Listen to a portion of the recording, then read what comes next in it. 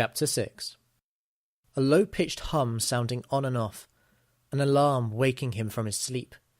His mind was dazed upon awakening. His human brain could only see blurs, and the machine side of it blocked his vision with boot-up prompts. With a single thought he ended the alarm. He struggled onto his knees, resting them on his nest of wires.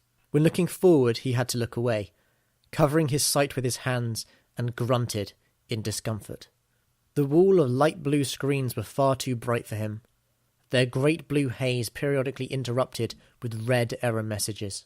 The monitor breathed in through a partially opened mouth and forced himself to stand up. He was frustrated.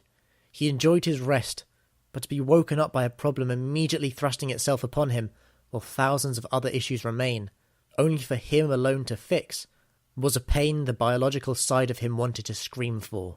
But the machine part was rational. He wouldn't scream. He limped towards the screens, his feet ever focused to not trip on the wires below. He passed the sentinel that had been standing in the room, idle as he slept.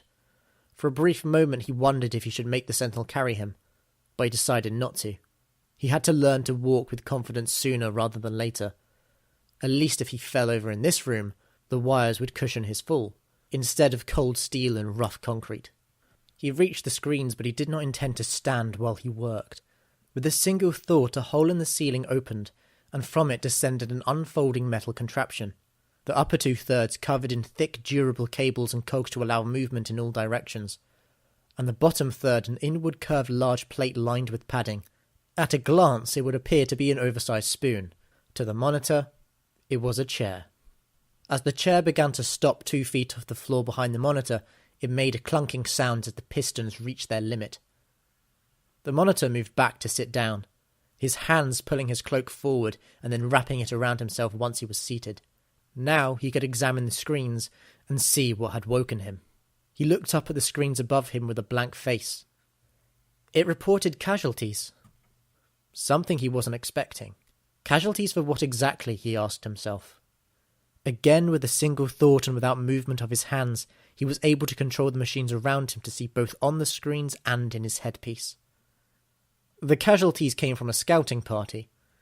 He had sent them out to gather information about the surface, and so far it was just blasted rocks and ruins, so a report of casualties intrigued him. There was an issue, however. He could only receive immediate data from nearby machines.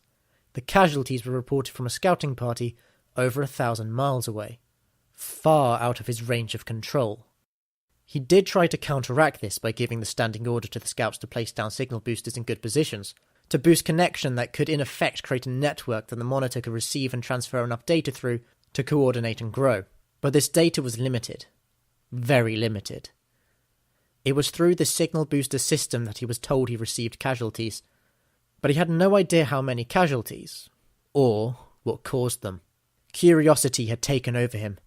He desired to know what had caused casualties. He had other things to do, but they could wait. Couldn't they? The factories can be idle for one more day. No generators were going to explode, and surely a casualty report was more important than a rusting pipe leading to nowhere. He was lying to himself. He knew this. With this guilt, he brought his knees up to his chest, curling up into a ball in embarrassment for no one to see. And yet he gave 2 orders. He couldn't send much information to the scouting party, and they could only send a limited amount back. His orders were, regroup at the nearest booster, and what caused casualties. The first of the orders was simple. It just made the completion of the second order easier. The second order was as simple an order can be. With this he could tell if he was at threat, if the scouts had been attacked or harmed by the environment, and with this information he could estimate the losses before having to ask.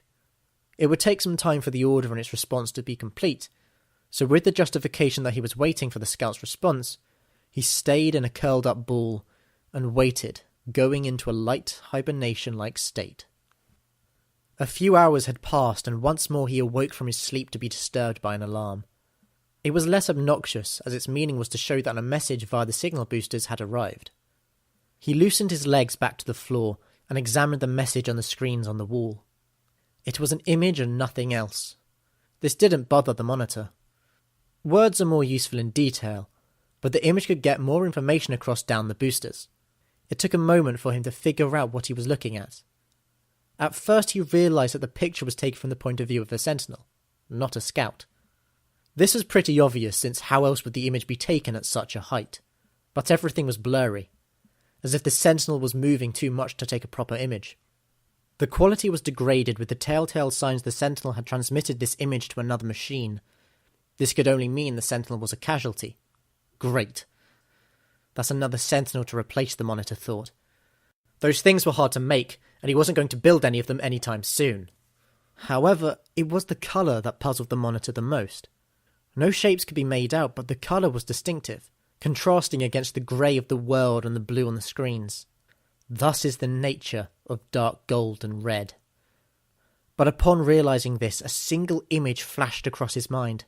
A single fear, a single hate, all from a memory that reminded him of fire and pain that killed him 1,000,000 times over inside. His teeth chattered in panic and anger as he gripped the edge of his seat tight with his human hands. Only one thing in his memory had those colours of red and dark gold. He had only seen it once, so very long ago. So very long ago, it was only a mere few months after it had been activated that he saw those colours. But if those colours were what he feared they might be, and he hoped with all his circuits that it wasn't true, then he only had more work to do, and it needed to be done now. He leapt up from his chair and walked towards the door without limp or stagger, the sentinel following on behind. This facility was going to be fully operational now that the monitor had motivation. Motivation of pure anger and hatred of humanity, burning like the surface of the sun.